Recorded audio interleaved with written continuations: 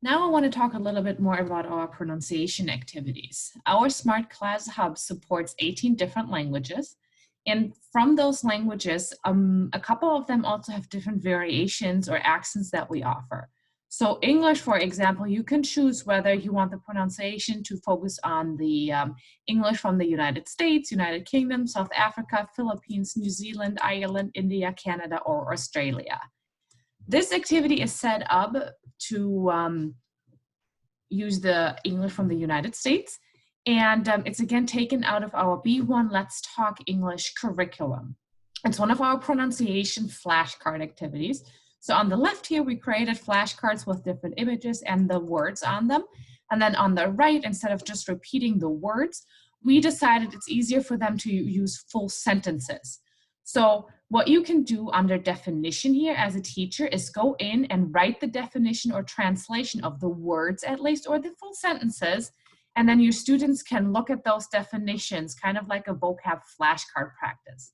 I just added, for example, 3 different ones here in German. So for bakery, for butcher shop, and then for clothing store. I wrote the definition here and I'll show you what it looks like on the student side. So for the students, again, they see the same thing. They see the bakery flashcards, flipping the PDFs here that will automatically flip when I go through the different sentences. The instructions and which variation we have up here, United States. And as this is set up as a listen and speak, students will be able to listen to these sentences spoken by the AI, and then they click and talk. If they want to know the definition, all they have to do is click this definition button and they see the translation of the word. If it's empty and you as a teacher didn't put a definition there, like I didn't put one in sentence 4, I believe, so then it just doesn't show up as anything. So that's totally up to you. Now I want to show you how this works. Listen. So I listen to the sentence, and then when I'm ready, I hit click and talk. This bakery makes the best desserts. Click stop, and then I'll see what the AI saw. All right, I got this right. I can compare the words 100%. I can replay. And I could click and talk again if I'm not happy with my answer. Let's go to the next one. Listen.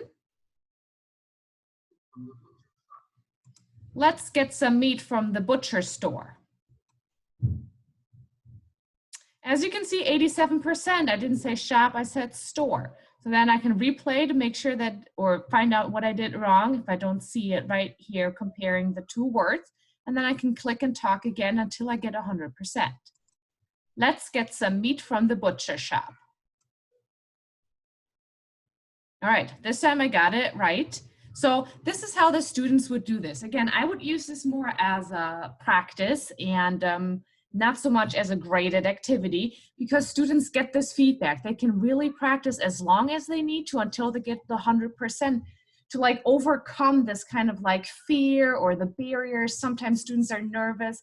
My students especially, I really noticed that after trying these pronunciation activities and flashcards at home, they were way more confident in their speaking in class.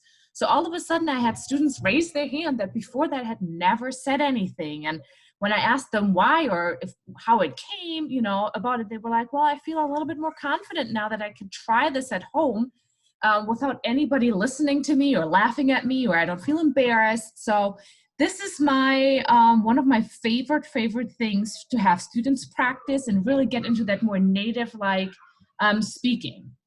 Hope you enjoy it.